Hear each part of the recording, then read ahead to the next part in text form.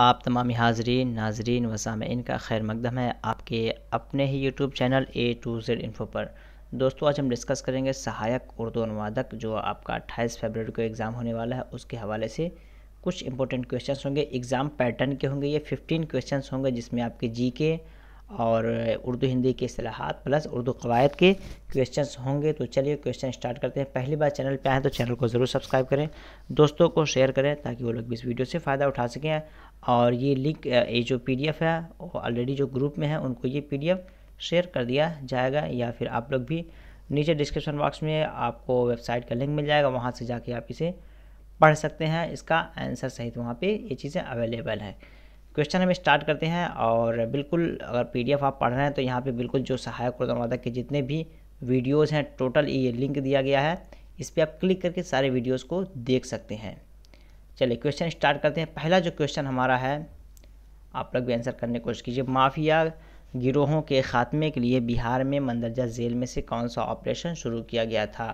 Mafia गिरोहों को ख़त्म करने के लिए कुछ ऑपरेशन चलाए गए थे, उस ऑपरेशन का नाम क्या है बताना। ये क्वेश्चन मैं ऑलरेडी डिस्कस कर चुका हूँ, और जो हमारी गाइड है, गाइड में भी ये क्वेश्चंस इंक्लोज हैं, तो वो गाइड भी आप ले सकते हैं, दिए गए ऊपर नंबर पे आप कांटेक्ट कर सकते हैं। यहाँ बताएं क्या होगा। Operation black panther, operation John, operation Jaguar या ऑपरेशन कोबरा। कौन सा ऑपरेशन स्टार्ट किया गया था माफिया गिरोहों के ख़ात्मे के लिए? तो यहाँ पे देखते हैं, बिल्कुल ऑप्शन डी जो आपका होगा बिल्कुल वो सही हो जाएगा कि ऑपरेशन कोबरा के ज़रिए माफिया गिरोहों के ख़ात्मे के लिए ये आपका ऑपरेशन चलाया गया था। तो डी इसका सही हो जाएगा। अगले क्वेश्चन की तरफ चलते हैं। नेक्स्ट क्वेश्चन जो हमारा है वो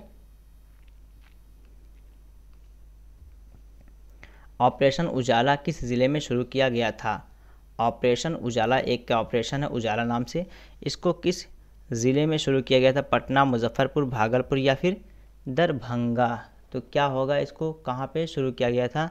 तो यहाँ पे अगर राइट आंसर आप देखते हैं तो बिल्कुल ये आपका मुजफ्फरपुर में इसको शुरू किया गया था। ठीक है, तो ऑप्शन बी यहाँ पे सही हो जाएगा। अगले सवाल की तरफ हम चलेंगे। अगला हमारा जो सवाल है वो है, बिहार में अंदरूनी वाटरवेज डेवलपमेंट अथॉरिटी किसने कायम की थी? बिहार में अंदरूनी वाटरवेज डेवलपमेंट अथॉरिटी, कह सकते हैं कि ज़मीन के अंदर पानी के अंदर जो डेवलपमेंट का काम जो शुरू किया गया था, किस अथॉरिटी ने इसको शुरू किया था, किस हुकूमत ने इसको शुरू किया था? मरकज़ी हुकूमत यानी सेंट्रल गवर्नमेंट, या बिहार हुकूमत यानी बिहार गवर्नमेंट, या मंदरजा बाला दोनों, या दोनों मिल करके, या फिर इनमें से कोई नहीं? तो किस हुकूमत ने कदम उठाया था इस काम को करने के लिए, ये आपको बताना है। क्वेश्चन नंबर 3 का क्या हो जाएगा? बिल्कुल यहाँ पे बिहार गवर्नमेंट ने इसके लिए कदम उठाया था, तो बिल्कुल ऑप्शन बी जो है आपका बिल्कुल राइट आंसर हो जाएगा। चलिए नेक्स्ट क्वेश्चन की तरफ चलते हैं। क्वेश्चन नंबर 4 आपका है यहाँ पे। क्वेश्चन नंबर 4 में क्या कहा जा रहा है?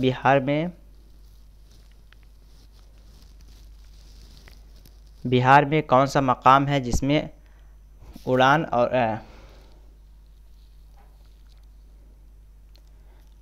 और ग्लाइडिंग क्लब है? ठीक है, उड़ान और ग्लाइडिंग क्लब कौन से एक जगह है जहाँ पे ये दोनों आपके पाए जाते हैं? मुजफ्फरपुर, दरभंगा, पटना या मुंगेर। तो क्या होगा इसका राइट आंसर? क्वेश्चन नंबर 4 का राइट आंसर देखते हैं तो बिल्कुल ये पटना में आपका दोनों पाया जाता है, तो ऑप्शन सी आपका बिल्कुल सही हो जाएगा। नेक्स्ट देखते हैं क्वेश्चन नंबर 5। क्वेश्चन नंबर 5 में कहा जा रहा है, बिहार के किस मकाम पर हवाई अड्डा नहीं है? बिहार के किस मकाम पर, यहाँ पे कुछ ज़िले हैं, ये बताना है कि इनमें से कौन सा एक ज़िला है या कौन सी एक ऐसी जगह है जहाँ पे हवाई अड्डा नहीं है, एयरपोर्ट नहीं है, ये बताना है। मुजफ्फरपुर, रक्सौल, पटना या मुंगेर। क्या होगा क्वेश्चन नंबर 5 का सही जवाब? क्वेश्चन नंबर 5 का अगर सही जवाब देखते हैं तो डी जो आपका सी हो जाएगा, मुंगेर। नेक्स्ट क्वेश्चन की तरफ चलेंगे, और यहाँ से जो आपका क्वेश्चन स्टार्ट होगा ये उर्दू क़वायद के क्वेश्चन होंगे। बताना है ज़ेल में से कौन सा हर्फ गैर मनक़ूत है? गैर मनक़ूत का मतलब पहले अगर समझेंगे तो आप आसानी से आंसर कर देंगे। मनक़ूत के माने होता है जिस पे नुक्ता हो, गैर मनक़ूत का मतलब होता है कि बग़ैर नुक्ते वाला हर्फ। तो इसमें बग़ैर नुक्ते वाला हर्फ कौन सा है? तो आपको यहाँ पर डायरेक्टली दिख रहा है कि दाल जो है ये बग़ैर नुक्ते वाला हर्फ है, ये ध्यान रखना है। गैर मनक़ूत अगर समझ गए तो आंसर आप आसानी से कर जाएंगे, तो बी इसका बिल्कुल सही जवाब हो जाएगा। नेक्स्ट क्वेश्चन की तरफ चलते हैं। क्वेश्चन नंबर 6, हरूफ के मजमूए को क्या कहते हैं? हरूफ के मजमूए को क्या कहते हैं? मतलब अलिफ से लेके या तक जो हरूफ पूरे हैं इसके मजमूए को क्या कहते हैं? हुत्ती कहते हैं, कलिमन कहते हैं, अबजद कहते हैं, या इनमें से कोई नहीं? तो किस नाम से जाना जाता है? क्या होगा इसका राइट आंसर? देखते हैं। बिल्कुल यहाँ पे अबजद जो है, अबजद, हवज, हुत्ती, कलमन, तो ये हरूफ के मजमूए को अबजद कहते हैं। तो ऑप्शन सी आपका बिल्कुल ये सही हो जाएगा। चलिए नेक्स्ट क्वेश्चन की तरफ चलते हैं। क्वेश्चन नंबर, और ये आपका एडवर्टाइज़ है, हमारे यहाँ इंग्लिश ऑनलाइन क्लासेस भी चल रही हैं, जो लोग इंटरेस्टेड हैं वो एडमिशन ले सकते हैं। लो कॉस्ट है इसका, 150 रुपीज़ पर मंथ है। बेसिक से लेके ये पूरा चलेगा। डिटेल्स के लिए आप इस दिए गए नंबर पे आप कांटेक्ट कर सकते हैं, 9839742161, और ये कुछ बेसिक इन्फॉर्मेशन है मेरे बारे में देख सकते हैं। चलिए नेक्स्ट क्वेश्चन की तरफ चलते हैं। क्वेश्चन नंबर 8, क्वेश्चन नंबर 8 में क्या कहा जा रहा है? इनमें से कौन सा हर्फ हरूफ इल्लत के झेल में नहीं आता है? यानी कौन सा एक ऐसा हर्फ है जो हरूफ इल्लत नहीं है, ये बताना है। तो पहले आपको हरूफ इल्लत जानना पड़ेगा, ठीक है। वाव, अलिफ, या, ये आपके हरूफ इल्लत कहलाते हैं। तो इसमें से कौन सा देखना है? अलिफ है, वाव है, या है, तो इसमें कौन सा से हो जाएगा जो कि नहीं है? तो बिल्कुल यहाँ पे क्लियर हो गया कि ऐन जो है ये हरूफ इल्लत नहीं है। तो ऑप्शन यहाँ पे ऐन जो है बिल्कुल ये सही हो जाएगा, इसका सही जवाब। नेक्स्ट क्वेश्चन की तरफ चलेंगे। नेक्स्ट क्वेश्चन हमारा जो है, जिस हर्फ पर ज़ेर होता है उसे क्या कहते हैं? जिस हर्फ पर ज़ेर होता है उसे क्या कहते हैं?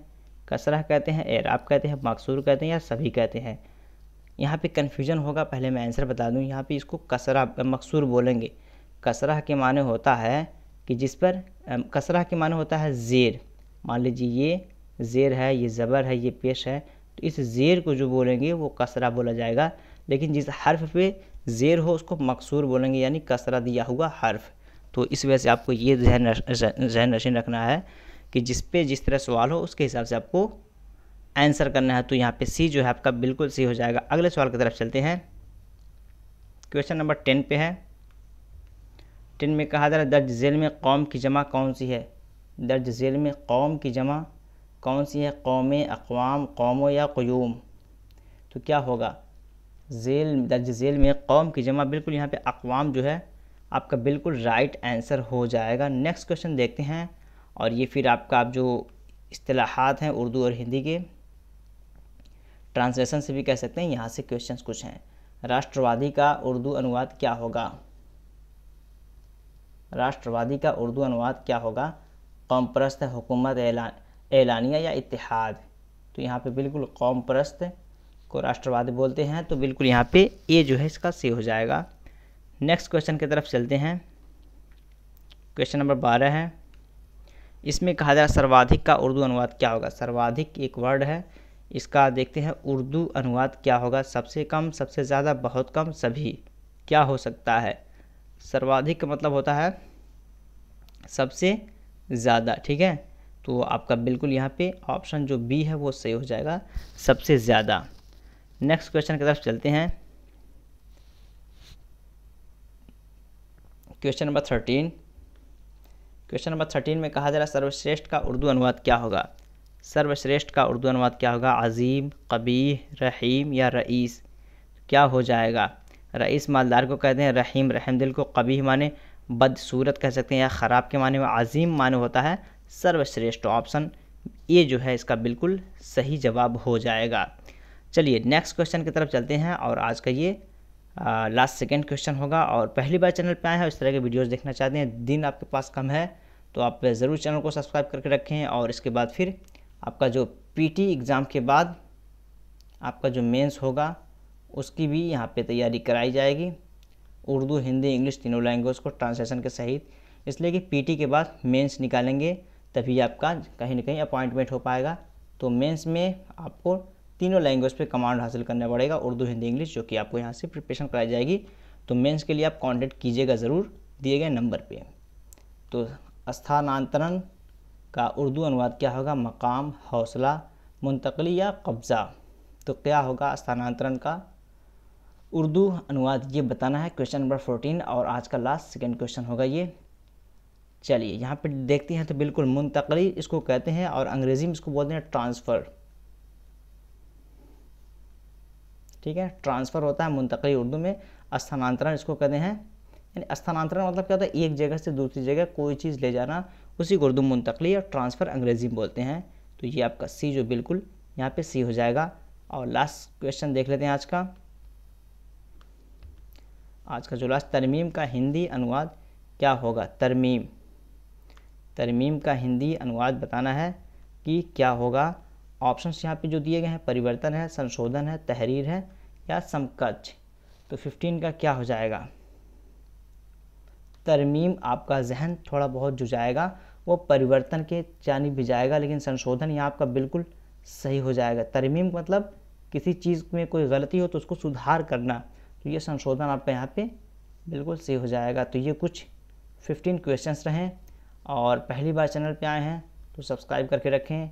ये बेसिक कुछ डिटेल्स हैं, और फिर दीजिए इजाज़त, मिलते हैं नेक्स्ट वीडियो में।